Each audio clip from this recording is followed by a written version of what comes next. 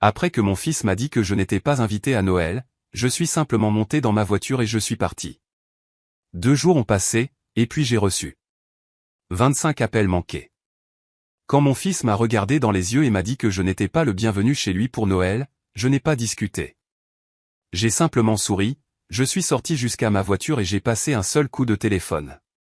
Au moment du Nouvel An, leur paiement d'hypothèque avait été coupé, et ce n'était que le premier acte d'un plan bien plus vaste. L'orgueil était allé trop loin, et j'avais l'intention de rétablir l'équilibre. Ce que j'ai choisi de faire ensuite est quelque chose que la plupart des gens n'attendraient jamais. Avant de continuer, veuillez vous abonner pour rester informé de nos dernières histoires. Et n'hésitez pas à partager vos réflexions dans les commentaires. Je pourrais faire ma dinde cette année, dis-je en m'enfonçant plus profondément dans le canapé en cuir de Daniel. Celle avec la farce à la sauge que ta mère adorait. Tu te souviens comme elle disait en plaisantant que c'était encore meilleur que la recette de sa grand-mère? Mes mots restèrent en suspens dans l'air, se mêlant à la douceur écœurante des bougies à la vanille hors de prix de Claudia. Daniel s'agita mal à l'aise à côté de moi.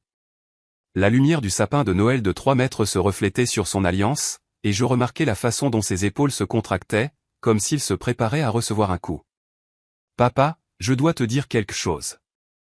Tu ne seras pas le bienvenu ici pour Noël cette année. La phrase me frappa en pleine poitrine comme un coup physique. Je clignai des yeux, convaincu d'avoir mal entendu. Qu'est-ce que tu veux dire par là? Pourquoi ne serais-je pas le bienvenu dans la maison de mon propre fils? Daniel garda les yeux fixés sur la table basse en marbre, la même que je l'avais aidé à choisir le printemps dernier quand Claudia avait décrété que leurs vieux meubles n'étaient pas assez raffinés.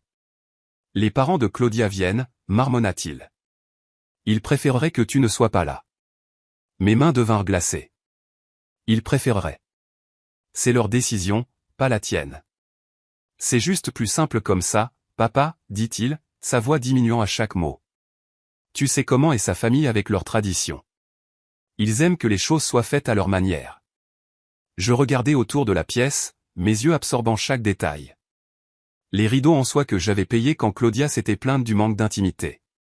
Le parquet en bois massif que j'avais acheté avec l'argent d'une deuxième hypothèque. Les moulures au plafond qui avaient plafonné ma carte de crédit. Chaque recoin de cette maison était lié à moi. Mon travail, mes sacrifices, mon amour pour mon fils. À leur manière, répétai-je lentement. Et c'est quoi exactement, leur manière, Daniel?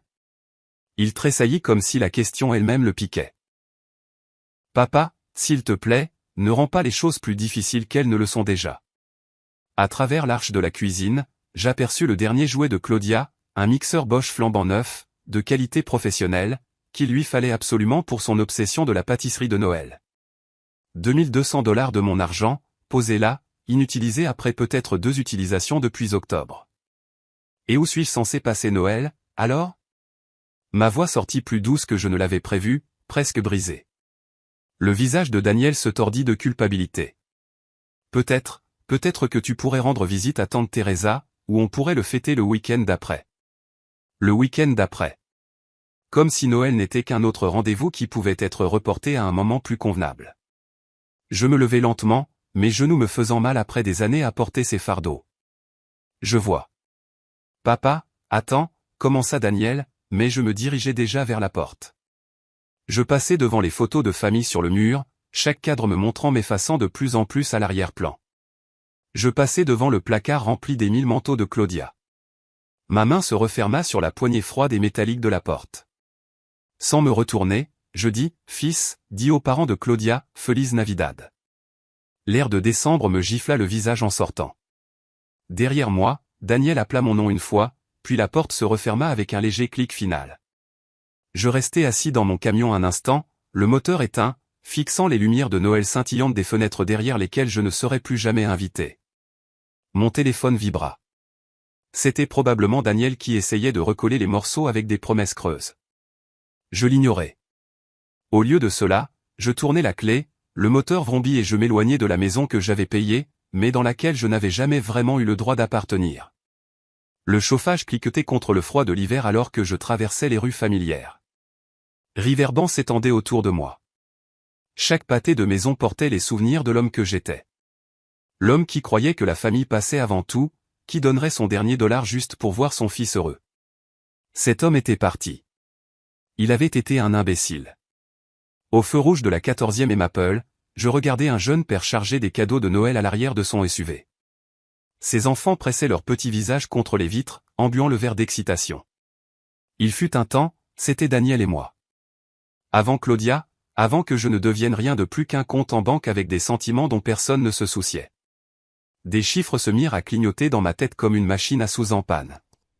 3 000 $ chaque mois pendant 5 ans. Même ma calculatrice avait abandonné quand j'avais fait le total le printemps dernier.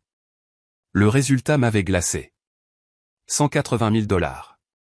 Plus que ce que Sophia et moi avions jamais réussi à économiser pour notre retraite.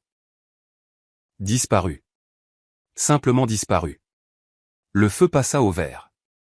J'appuyai sur l'accélérateur plus fort que nécessaire, le camion rugissant comme s'il partageait ma colère. Maple Avenue. C'est là que j'avais refinancé notre maison, ma maison, la maison de Sophia, pour couvrir le rapport. Je pouvais encore voir l'expression de l'agent de crédit. De la pitié. Je n'avais pas compris à l'époque. Monsieur Moral, êtes-vous certain de cela? Vous mettez beaucoup en jeu pour l'investissement de quelqu'un d'autre. L'investissement de quelqu'un d'autre. Pas l'avenir de mon fils. Pas la sécurité de ma famille. Ce banquier avait eu raison. Il ne s'était jamais agi de moi. Il s'agissait de l'investissement de quelqu'un d'autre. Jefferson Avenue. C'était l'agence où j'avais contracté une deuxième hypothèque quand Daniel avait perdu son emploi 2 ans plus tôt. Juste temporaire, papa, m'avait-il dit. Juste le temps que je me remette sur pied. Je me souviens encore de Claudia se tenant derrière lui ce jour-là, un sac à main à 800 $ pendant à son bras, hochant la tête comme si elle s'en souciait. En réalité, elle calculait déjà jusqu'à quel point mon désespoir pouvait être exploité.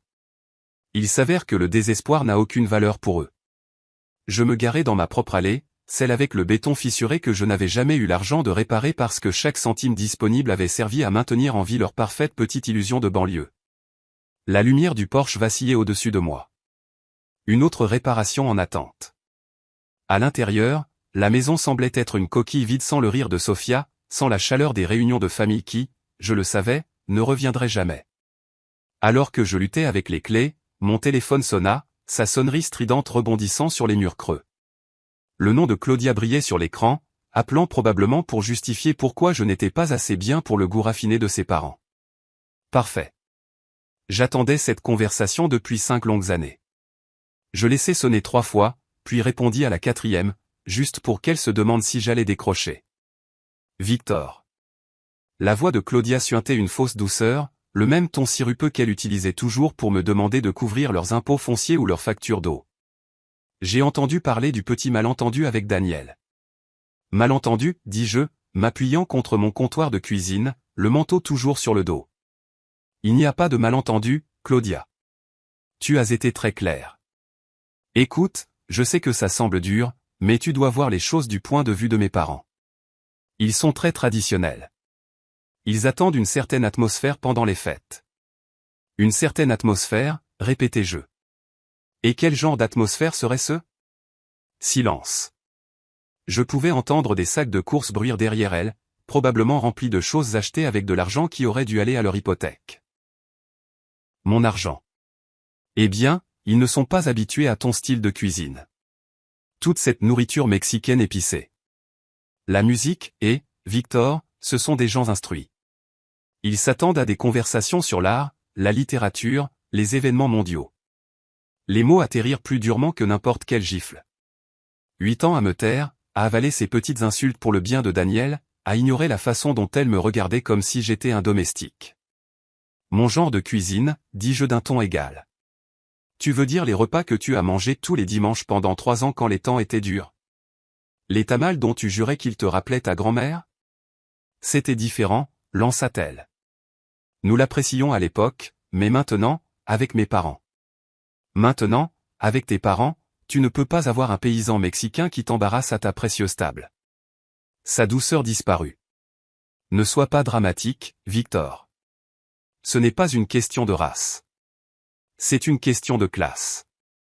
Mon père est diplômé summa cum laude de l'université de Stanford. Ma mère parle 4 langues. Ils passent leurs étés à Malibu. Que ajouterais-tu à la conversation? Des histoires sur la pose de carrelage? La chaleur monta dans ma poitrine, mais je gardai un ton calme. J'ai bâti une entreprise à partir de rien après le décès du grand-père de ton mari. J'ai donné du travail à plus de 50 personnes. J'ai payé plus d'impôts que ton père n'en a gagné dans sa meilleure année. L'argent n'est pas tout, Victor. Le lignage compte. L'éducation compte. Et franchement, Sophia savait mieux rester à sa place que toi. La ligne devint silencieuse. Elle avait franchi une limite dont je n'avais même pas réalisé l'existence jusqu'à ce moment. Qu'est-ce que tu viens de dire sur ma femme? Je dis seulement qu'elle savait se fondre dans la masse. Elle ne causait pas de problème. Elle acceptait que certains espaces n'étaient pas faits pour elle. Ma prise sur le téléphone se resserra jusqu'à ce que mes jointures blanchissent. Sophia avait plus de classe dans un seul doigt que tout ton arbre généalogique réuni. Oh, s'il te plaît. Ce n'était qu'une femme de ménage qui a eu de la chance. Au moins, elle était assez intelligente pour se taire à ce sujet. Claudia, dis-je, ma voix tombant dans un ton froid et inconnu, même pour moi. Écoute attentivement. Cette conversation est terminée. Nous avons fini de prétendre que nous sommes une famille. Tu ne peux pas juste. Nous avons fini, répétai-je et je raccrochai. Je posai doucement le téléphone sur le comptoir, surpris de la fermeté de mes mains.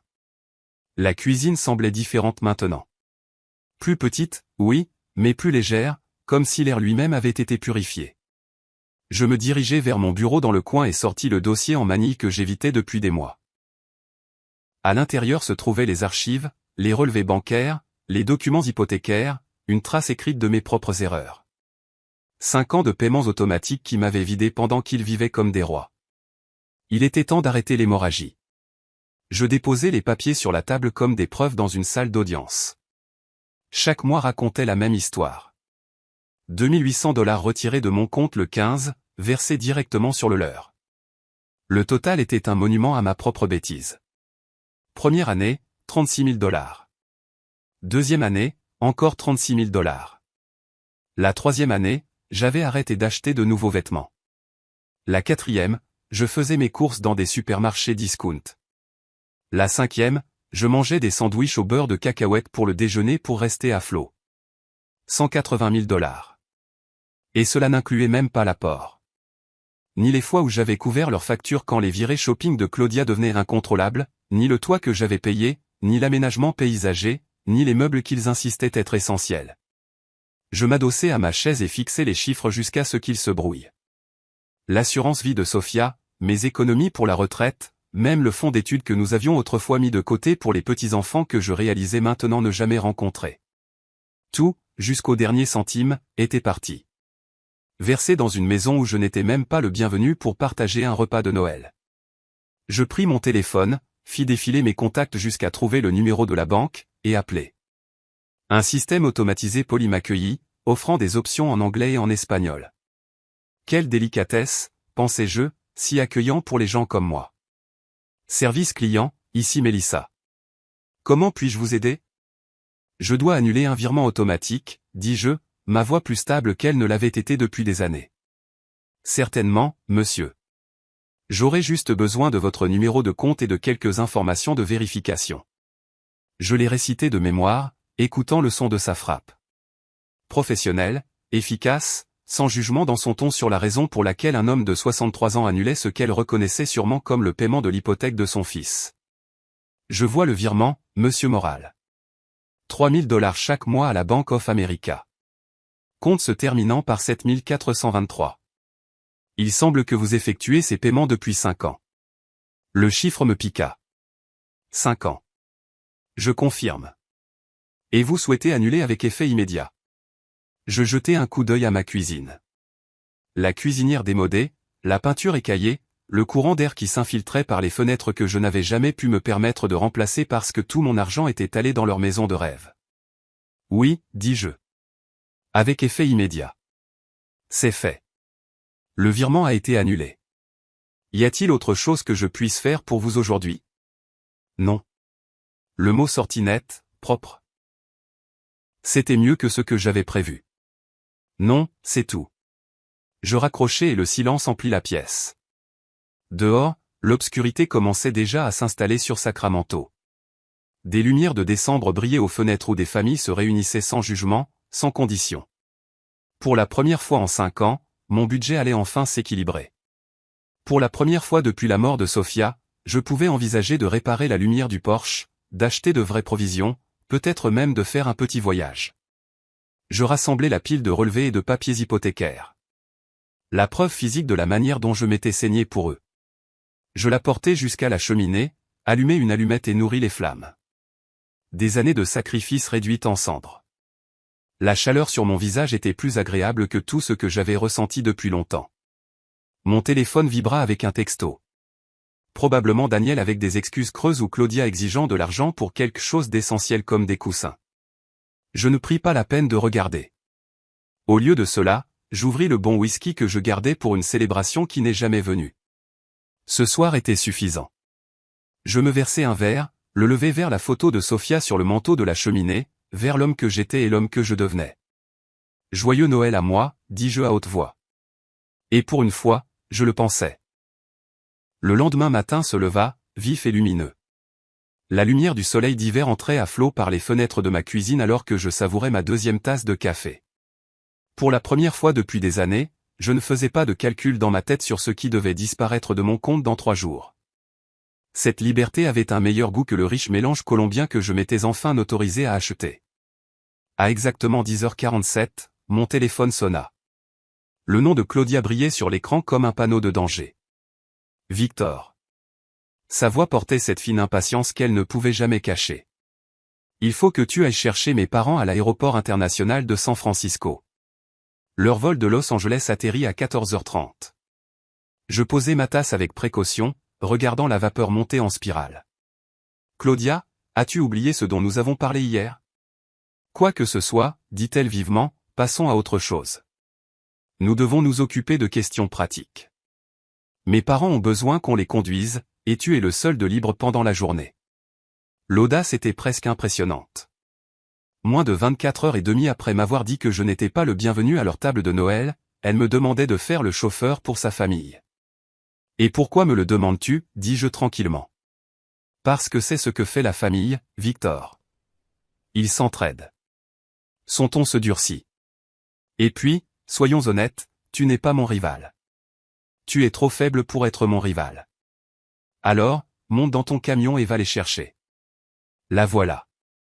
L'insulte glissait habilement dans un ordre. Quelle compagnie aérienne, demandai-je calmement.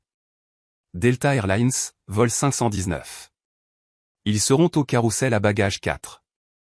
Et Victor, ils s'attendent à quelqu'un qui puisse manipuler leurs bagages correctement. Ne nous embarrasse pas. Je pouvais entendre ses ongles taper contre une surface dure, probablement le comptoir en granit que j'avais payé quand elle avait décrété que le stratifié était indigne d'elle. Bien sûr, dis-je d'un ton égal. Je m'occuperai de tout. Bien. Aimez quelque chose de décent. Peut-être cette chemise bleue que tu portais à la remise de diplôme de Daniel. Il remarque les détails. La ligne se coupa. Pas même un merci. Je me rassois dans ma chaise, fixant l'écran vide. 14h30 vol 519. Carrousel à bagages 3. Je levai les yeux vers l'horloge au-dessus de mon évier. 11h05 largement le temps. Je me versai une autre tasse de café, ajoutai plus de sucre que d'habitude, et ouvris le journal aux mots croisés de la veille. C'est horizontal. Gratification différée. 12 lettres. La réponse finirait par me venir. À 14h35 cet après-midi-là, j'étais confortablement assis dans mon fauteuil préféré avec une tasse fraîche de thé Earl Grey et l'édition du dimanche du San Francisco Chronicle. Les mots croisés de la veille reposaient sur la table à côté de moi, déjà résolus. Gratification différée, disait l'indice. La réponse était ajournement. Mon téléphone vibra sur la surface en bois. Le nom de Claudia illumina l'écran. Je le laissai sonner jusqu'à ce qu'il s'arrête. La lumière du soleil de décembre inondait mes fenêtres, réchauffant le même salon où j'avais passé d'innombrables soirées à calculer ce que ma générosité m'avait coûté. Mais aujourd'hui, ce calme semblait différent, mérité, intentionnel. À 14h55, le téléphone s'illumina à nouveau. Cette fois, un aperçu de texto apparut. Papa, où es-tu? Mes parents sont. Je retournai le téléphone face contre table et me replongeai dans la page des sports. Les Seahawks avaient encore perdu. Certaines choses ne changent jamais. À 15h40, le téléphone avait sonné 6 fois de plus. Pendant ce temps, j'avais lu chaque page du journal, préparé une deuxième théière, et même nettoyé le tiroir à bric-à-brac de ma table de cuisine. C'est fou tout ce qu'on peut faire quand on ne court plus les commissions pour des gens qui vous voient comme leur serviteur. À 15h55, le téléphone sonna une fois de plus, mais cette fois c'était un numéro inconnu. Probablement ses parents empruntant le téléphone de quelqu'un d'autre à l'aéroport. J'ignorais celui-là aussi. Par la fenêtre, je vis mon voisin démêler des guirlandes de Noël, ses enfants se poursuivant dans le jardin, leur souffle s'échappant comme de la fumée dans l'air froid. Une famille normale vivant un après-midi normal. Personne bloqué dans un aéroport se demandant pourquoi son chauffeur ne s'était jamais présenté. À 16h15, le bourdonnement était devenu incessant. Claudia, puis le numéro mystère, puis de nouveau Claudia. C'était comme un frelon en colère se cognant contre une vitre. J'entrai dans la cuisine, débranchai le cordon du téléphone fixe du mur, et éteignis complètement mon téléphone portable. Silence. Magnifique. Un silence total. Je me fis un sandwich au fromage grillé et ouvris une conserve de soupe à la tomate. De la nourriture simple que je ne m'étais pas offerte depuis des mois parce que chaque dollar d'épicerie avait été siphonné pour maintenir en vie leur illusion de richesse. Le pain dora parfaitement dans la poêle, le fromage fondit en une couleur dorée, et la soupe fuma dans ma tasse préférée. Dehors, le soleil commençait déjà à baisser, peignant de longues ombres d'hiver dans le jardin. Quelque part à travers Sacramento, 3 personnes très prétentieuses se disputaient probablement le prix d'un taxi, furieuses que leur chauffeur personnel les ait laissées en plan. Cette pensée rendit le sandwich encore meilleur. À 17h, j'avais mangé, chargé le lave-vaisselle, et je choisissais un film. Cela faisait des années que je n'avais pas eu une soirée entière à moi sans la peur constante d'une demande d'urgence ou d'un appel désespéré pour de l'argent. J'étais sur le point d'attraper la télécommande quand les coups commencèrent. Pas des toquements, des coups, un martèlement furieux et lourd qui faisait trembler le cadre de la porte. Je posai mon thé et marchai lentement vers le bruit, déjà certain de savoir qui attendait. Les coups devinrent plus forts à mesure que j'approchais de la porte, chaque coup vibrant à travers le bois. En regardant par le Judas, je vis 3 silhouettes entassées sur mon porche, leur colère pressée contre ma maison comme une tempête. J'ouvris la porte. Le visage de Richard Morgan était rouge et furieux, à quelques centimètres du mien. « Qu'est-ce qui ne va pas chez vous, bon sang » cria-t-il, entrant en trombe dans mon salon sans la moindre politesse. Nous avons attendu à ce foutu aéroport pendant plus de 3 heures. Sa femme, Eleanor, suivait de près. Sa coiffure soignée était en désordre. Et ses lèvres étaient pincées en une ligne dure de désapprobation. C'est une honte, Victor. Complètement honteux. Un tel comportement de la part de quelqu'un de votre âge. Barbare. La dernière à entrer fut Claudia. Manteau froissé, maquillage bavé, la fureur irradiant d'elle comme la chaleur de l'asphalte. Tu nous as humiliés. Te rends-tu compte de ce que tu as fait? Mes parents ont dû dépenser $40 pour un taxi parce que toi. Sortez de ma maison. Ma voix trancha net à travers leurs cris, net et finale. Ils se figèrent. Richard cligna des yeux. Excusez-moi. Son visage passa du rouge au violet. Vous n'êtes pas en position de faire des exigences après le coup que vous avez monté. Pas ici. C'est ma maison, dis-je tranquillement, mes pieds plantés près de la porte. Et je veux que vous sortiez maintenant.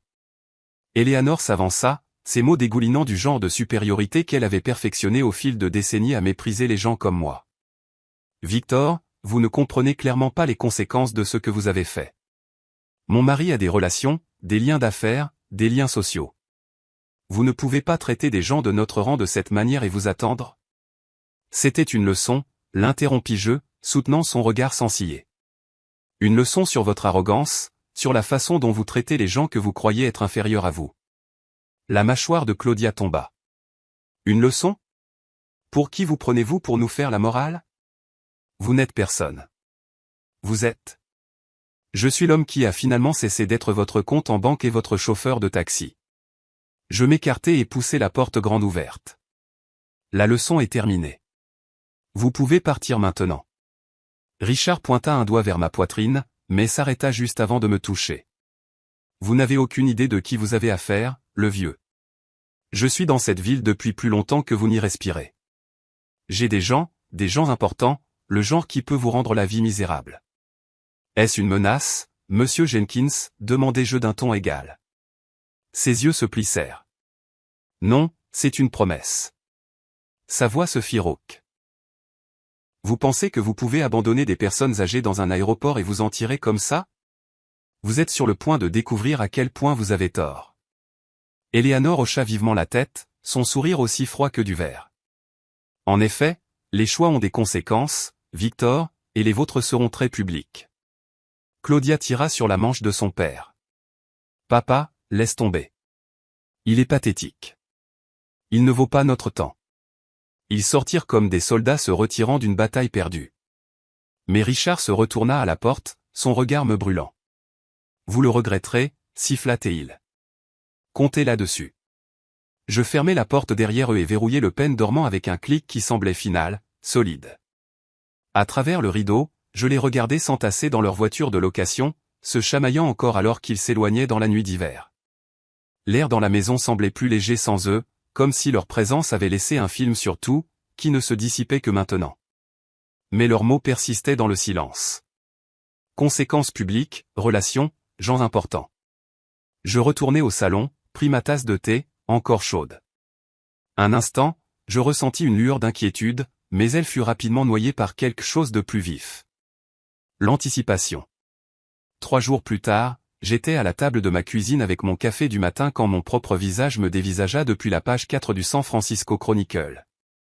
Le titre disait « Un homme d'affaires de Sacramento abandonne un couple de personnes âgées à l'aéroport pendant une tempête hivernale ». Mes mains se figèrent autour de la tasse. J'étais là, en noir et blanc granuleux, une vieille photo tirée du site web de mon entreprise, datant d'au moins 5 ans.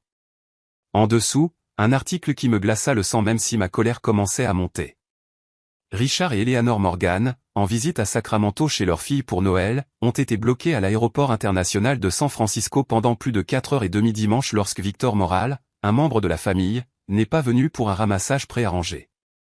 Le couple, tous deux dans la fin de la cinquantaine, a enduré cette épreuve alors qu'une alerte à la tempête hivernale était émise pour la région. Une alerte à la tempête hivernale. La température ce jour-là était de 13 degrés Celsius et ensoleillée. Nous n'arrivions pas à croire que quelqu'un puisse nous abandonner comme ça, était cité Richard. Nous l'avons appelé encore et encore, mais Monsieur Morale nous a ignorés. Finalement, nous n'avons eu d'autre choix que de payer un taxi coûteux par un temps dangereux.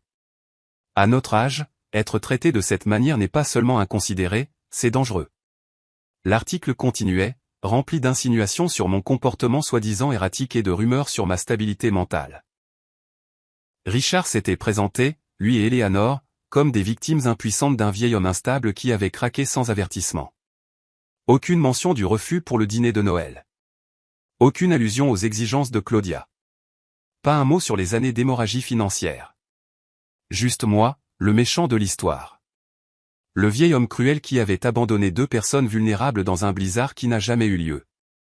Je posai mon café et relus l'article. Puis une 3e fois, plus lentement. La signature était de Linda Harper, rédactrice en chef du service Art de Vivre. Je ne reconnaissais pas le nom, mais je reconnaissais la manœuvre. Richard s'était appuyé sur son réseau bancaire, avait demandé des faveurs, et s'était assuré que cette histoire atterrisse exactement là où elle me ferait le plus mal. C'était intelligent, je devais l'admettre. Pour la première fois depuis que tout cela avait commencé, je ressentis une once de respect. Ils n'étaient pas seulement des parasites gâtés faisant des crises de colère. Ils étaient calculateurs, stratégiques. Ils savaient que la réputation était une monnaie d'échange dans une ville comme Sacramento. Un article dans la bonne section du journal pouvait défaire des décennies de travail. Ce n'était plus un drame familial mesquin. C'était la guerre ouverte. Je pliai soigneusement le journal et le mis de côté. Mon esprit passa dans le même mode qui avait bâti mon entreprise à partir de rien. Délibéré, méthodique, concentré. Il ne s'agissait plus de dîner de Noël ou d'hypothèques impayées. Il s'agissait de survie et de victoire. J'ouvris mon ordinateur portable. Richard Morgan, Eleanor Morgan, Claudia Morale. Un par un, je tapais leurs noms dans les moteurs de recherche, affichant leurs profils, leurs photos, leurs empreintes numériques. Connexion, habitudes, faiblesses. Chaque détail imprudent qu'ils avaient jamais laissé en ligne devenait maintenant une munition. S'ils voulaient jouer aux échecs, je leur montrerais à quoi ressemblait un vrai joueur. Je jetai un coup d'œil au calendrier mural. 18 décembre, 7 jours avant Noël. 7 jours pour concevoir une leçon qu'ils n'oublieraient jamais. Pendant les 3 jours suivants, je vécus dans un état d'esprit différent. Non pas comme Victor Moral, l'homme fini que ma famille avait rejeté, mais comme Victor Moral, l'homme d'affaires, le stratège, le survivant qui s'était battu pour s'en sortir une fois et pouvait le faire à nouveau. L'ordinateur portable devint ma salle de guerre. Les onglets du navigateur s'étalaient comme des cartes dans une partie à enjeux élevés. Richard Morgan, Eleanor Morgan, Claudia Moral, et bientôt chaque secret qu'ils avaient laissé à découvert serait à moi. Richard Morgan, directeur à la retraite de la Pacific Trust Bank, trésorier du réseau des entrepreneurs de la côte Pacifique, membre de longue date de l'Evergreen Country Club, un homme qui avait bâti son identité sur la confiance et l'influence, un homme avec une réputation à protéger et beaucoup à perdre. L'Instagram d'Eleanor racontait sa propre histoire bien léchée. Déjeuner de charité, dégustation de vin organisé, photos de vacances brillantes le long du lac Tao avec la mention #Viedebeny. Chaque photo mise en scène pour rayonner de raffinement. Chaque légende conçue pour attirer les compliments. Des amis s'alignaient dans les commentaires pour louer son goût impeccable, son style de vie inspirant. Tout cela financé par les portefeuilles d'autres personnes, y compris le mien. Le Facebook de Claudia était encore plus révélateur. Des photos légendées, notre belle maison, avec la cuisine que j'avais payée en arrière-plan. Des enregistrements dans des restaurants hors de prix pendant les mois même où je couvrais leurs factures de service public. Une mise à jour de statut de la semaine dernière attira mon attention. Tellement excité pour le dîner de Noël en famille. Hâte de montrer nos talents d'hôtes. Nos talents d'hôtes, notre maison, notre succès. Le narcissisme était stupéfiant. Mais c'est le LinkedIn de Daniel qui boucla la boucle. Son activité récente montrait une toute nouvelle connexion, Linda Harper, rédactrice en chef du service Art de vivre au San Francisco Chronicle. La même Linda Harper qui avait écrit l'article à charge traînant mon nom dans la boue. Je m'adossai à ma chaise, fixant les onglets ouverts sur mon écran. Ils avaient fait 3 erreurs fatales. Premièrement, ils m'avaient complètement sous-estimé. Deuxièmement, ils avaient rendu leur attaque publique, ce qui me donnait toute latitude pour rendre ma réponse publique. Troisièmement, ils avaient chroniqué toute leur existence privilégiée en ligne, me livrant une archive parfaite de leur hypocrisie. Je cliquai sur le profil de Linda Harper. 44 ans, diplômée en journalisme de l'université de Stanford, 16 ans dans de petits journaux locaux, aucune expérience dans la banque, aucun lien avec la finance. Ce qui signifiait que Richard l'avait contacté, probablement par l'un de ses anciens contacts professionnels. Une recherche rapide dans les annuaires professionnels de Sacramento le confirma, 2 relations mutuelles entre Richard Morgan et le rédacteur en chef de Linda. L'article diffamatoire n'était pas arrivé par hasard. Il avait été placé délibérément, soigneusement. Mais c'était encore du travail d'amateur. J'ouvris un document vierge, non pas pour écrire une réfutation de leurs mensonges, mais quelque chose de mieux, une arme. Je commençai à construire une chronologie. 5 ans de preuves. Relevés bancaires, reçus, chèques annulés. L'apport pour leur maison, 50 000 $ tirés de mon prêt sur valeur domiciliaire. La rénovation de la cuisine quand Claudia a exigé des comptoirs en granit, 20 000 $ directement sur ma carte de crédit. 60 paiements d'hypothèque consécutifs, 2800 $ chacun. 180 000 $. Un quart de million et ce n'est pas fini. Et j'avais chaque bride de cela par écrit.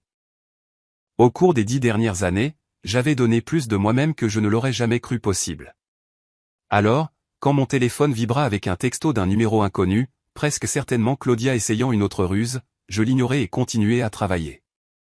À la tombée de la nuit, j'avais un dossier en manille si épais qu'il pourrait étouffer un cheval. À l'intérieur se trouvaient des relevés bancaires, des reçus et des photographies tirées directement de leurs propres réseaux sociaux.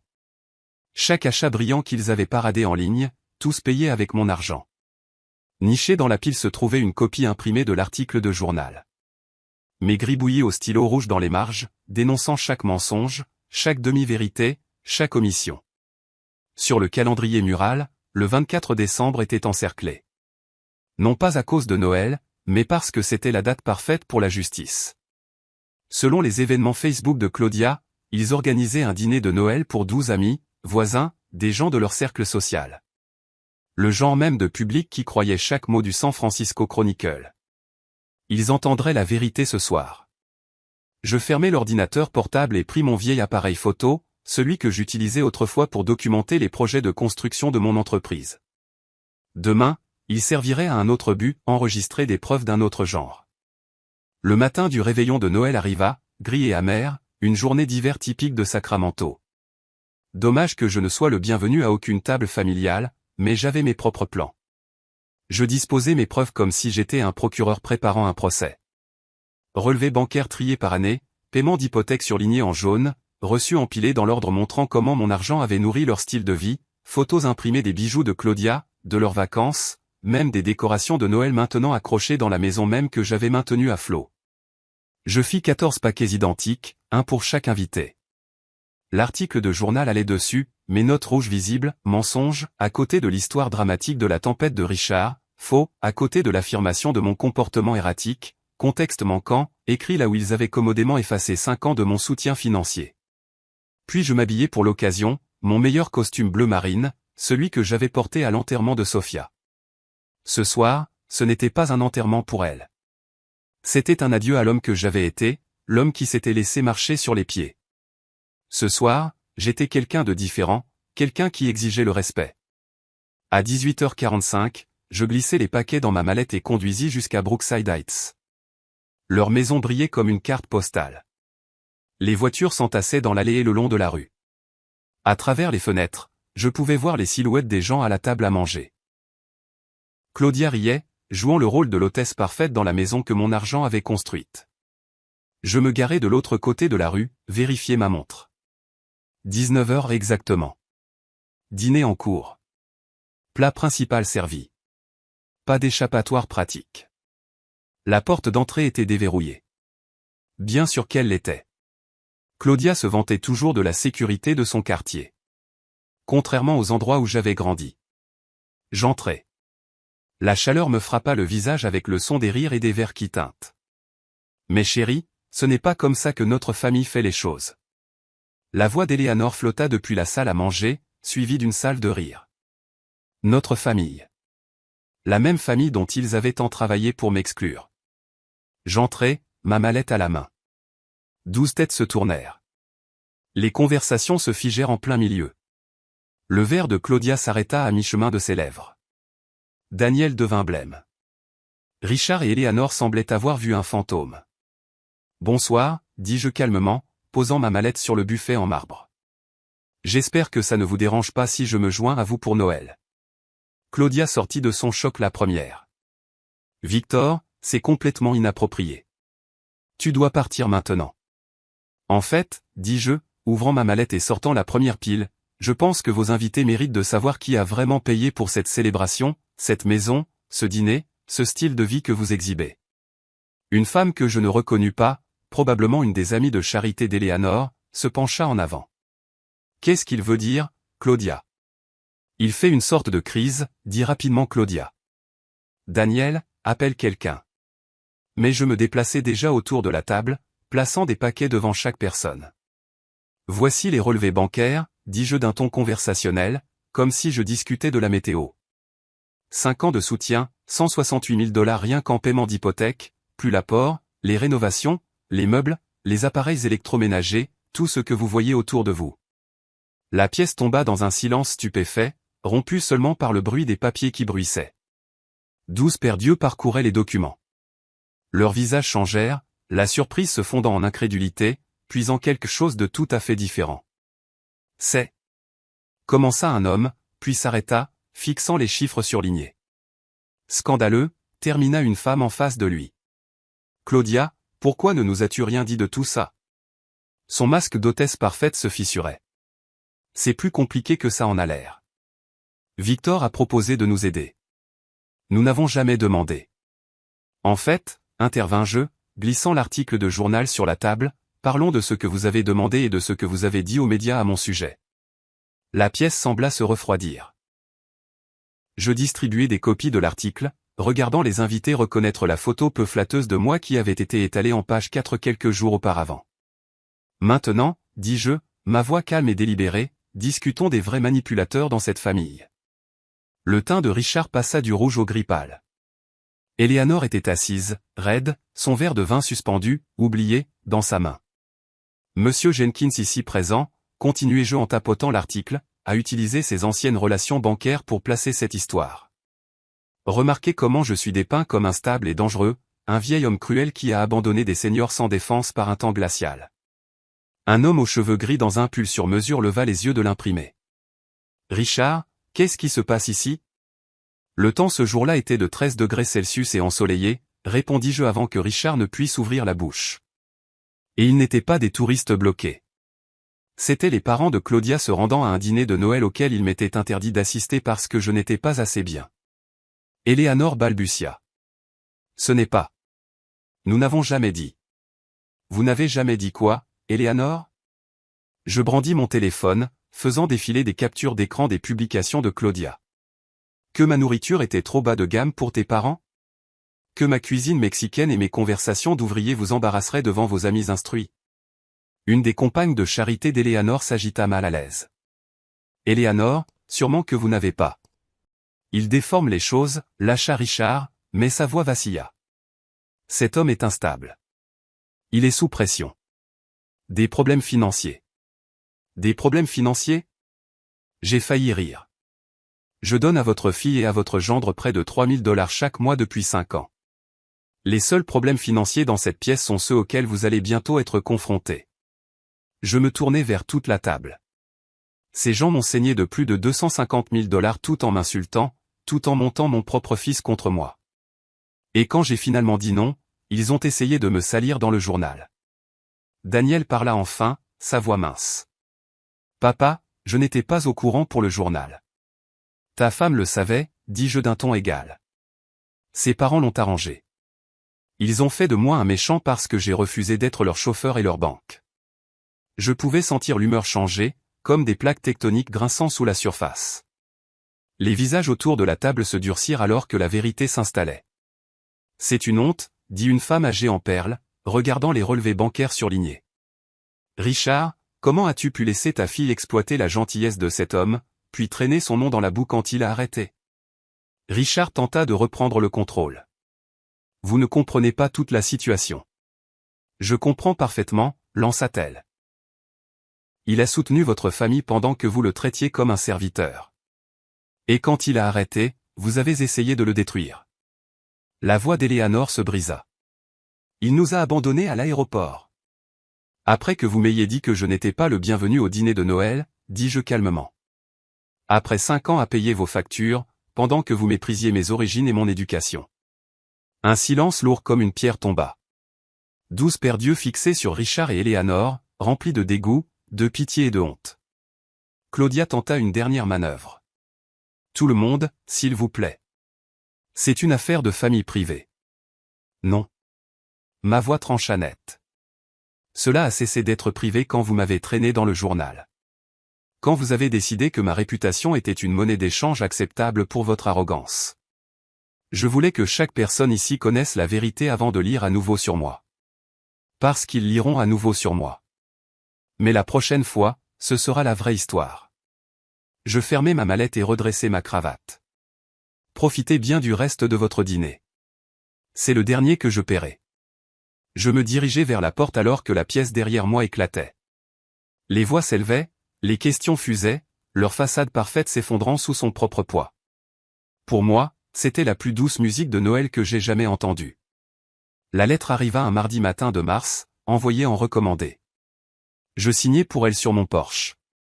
L'air printanier portait l'odeur de nouveau départ au lieu du désespoir froid de décembre. Avis de défaut de paiement. À l'intérieur, les chiffres racontaient l'histoire. 3 mois de paiement d'hypothèque impayés avaient rattrapé Daniel et Claudia. 9 000 $ de retard. 14 jours pour régler la situation ou faire face à une saisie de la maison que je les avais aidés à acheter. Je mis la lettre de côté et sirotai mon café, la lisant comme on lirait un article sur une tempête à l'autre bout du pays. Intéressant, mais plus mon problème. Le téléphone bourdonnait depuis des semaines d'appels désespérés. Le numéro de Claudia était bloqué après son premier message vocal strident. Richard et Eleanor, dont le statut social à Sacramento s'était évaporé comme de la brume après le fiasco du dîner de Noël. Et Daniel, mon fils. J'avais ignoré ses appels aussi, moitié par colère, moitié pour voir combien de temps il lui faudrait pour ravaler son orgueil. La réponse fut 100 jours. C'était un jeudi soir quand j'entendis frapper. Daniel se tenait sur mon porche, non pas l'homme soigné qui m'avait dit un jour que je n'étais pas le bienvenu à sa table de Noël, mais quelqu'un d'usé, des années plus vieux qu'il n'aurait dû paraître. Des cernes sombres creusaient ses yeux. Son costume sur mesure était froissé, sa peau grise de fatigue. Le désespoir lui collait à la peau comme un parfum bon marché. « Papa, dit-il quand j'ouvris la porte. Il faut qu'on parle. » Je m'écartai. Il entra lentement, regardant ma maison comme s'il la voyait pour la première fois. Les nouveaux meubles que j'avais achetés avec mon premier salaire sans hypothèque. Les murs fraîchement peints que j'avais ignorés pendant 8 ans. Les petites réparations que j'avais enfin réussi à faire une fois que j'avais arrêté de payer pour son style de vie. Jolie maison, marmonna-t-il. C'est ce qui arrive quand on dépense de l'argent pour soi au lieu de gens qui ne l'apprécient pas, dis-je en m'installant dans mon fauteuil inclinable. Un café ? Il secoua la tête et s'assit sur le bord de mon canapé comme un invité qui n'est pas sûr d'avoir sa place. Papa, commença-t-il, la voix lourde, je veux que tu saches à quel point je suis désolé. Pour Noël, pour l'article, pour la façon dont Claudia et moi t'avons traité. Continue. Je ne savais pas que Richard avait placé cette histoire. Je le jure. Il passa ses mains dans ses cheveux. Quand j'ai découvert.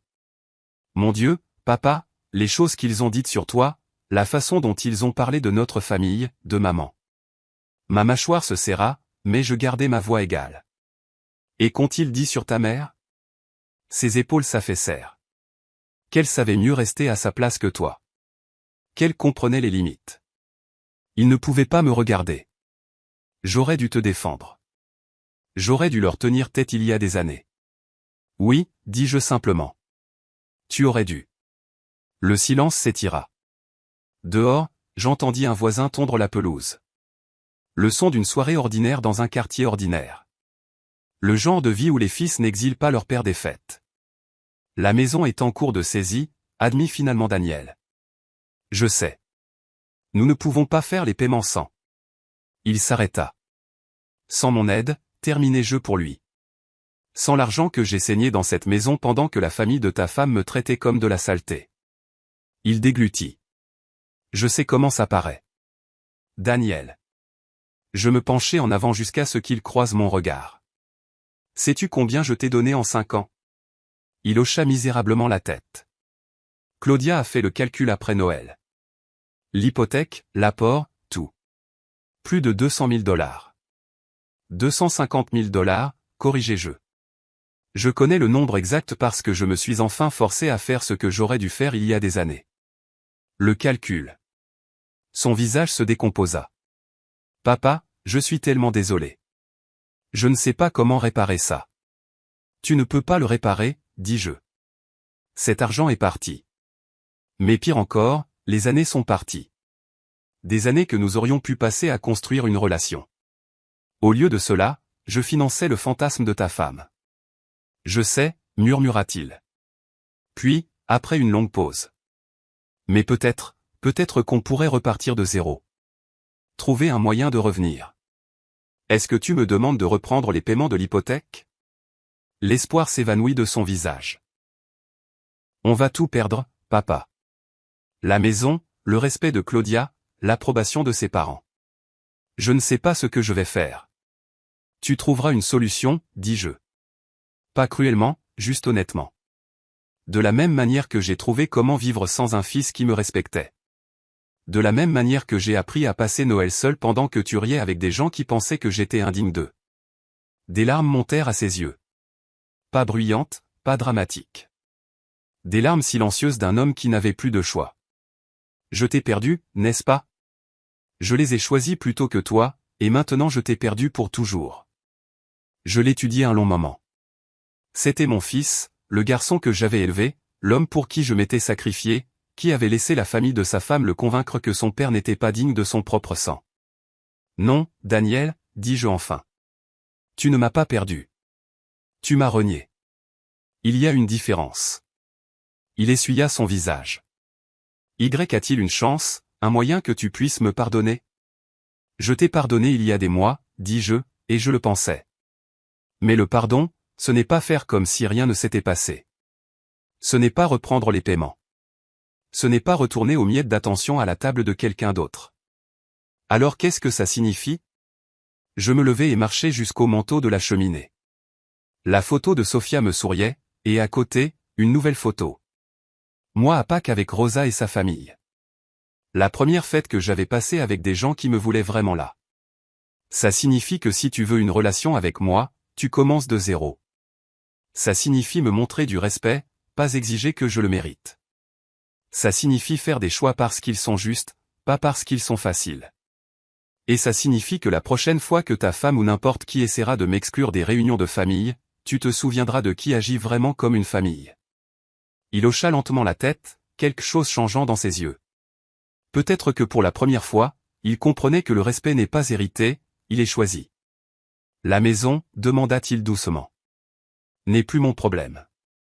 Je me rassis dans mon fauteuil, me sentant plus léger que je ne l'avais été depuis des années. Tu es un homme adulte, Daniel. Il est temps de commencer à agir comme tel. Trouve un travail qui paie vraiment tes factures. Vends la maison si tu le dois. Achète quelque chose que tu peux te permettre. Arrête d'attendre que d'autres personnes financent tes erreurs. Il se leva lentement, les épaules plus droites que lorsqu'il était arrivé. Pour la première fois de la soirée, il ressemblait moins à un garçon implorant d'être sauvé et plus à un homme faisant face à ses propres conséquences. Tu as raison, dit-il doucement. Surtout. Je sais. À la porte, il fit une pause. Papa, pour ce que ça vaut, quand tu t'es défendu au dîner de Noël, j'étais fier. Embarrassé et furieux, bien sûr, mais fier aussi. Bien, répondis-je. Peut-être qu'il y a encore de l'espoir pour toi. Après son départ, je me versai un verre de bon whisky et sortis sur le porche arrière. Le printemps s'éveillait à Sacramento. Des bourgeons sur les arbres, l'air se réchauffant d'une nouvelle promesse. Dans 5 mois, j'aurai 64 ans. Sophia était partie depuis 8 ans. J'avais gaspillé 5 de ces années à me briser en deux pour des gens qui prenaient le sacrifice pour de la servitude. Plus maintenant. Mon téléphone vibra. Un texto de Rosa. Dîner dimanche. Les enfants veulent te montrer leur projet scolaire. Je souris en tapant ma réponse. Je ne manquerai ça pour rien au monde. La vraie famille, avais-je appris, n'est pas liée par le sang ou les noms de famille. Ce sont les gens qui vous veulent à leur table, pas ceux qui vous tolèrent en dépensant votre argent. Tout le reste, ces dîners, cette maison, leur statut social, n'avaient été que du théâtre coûteux, et j'en avais fini d'acheter des billets pour des pièces où je n'étais pas le bienvenu sur scène. Le whisky brûla chaudement sur ma langue. Ça avait le goût de la liberté. Et l'avenir semblait exactement aussi brillant que j'étais prêt à le rendre. Si vous avez apprécié cette histoire, n'oubliez pas d'aimer cette vidéo, de vous abonner à la chaîne et de partager vos réflexions dans les commentaires.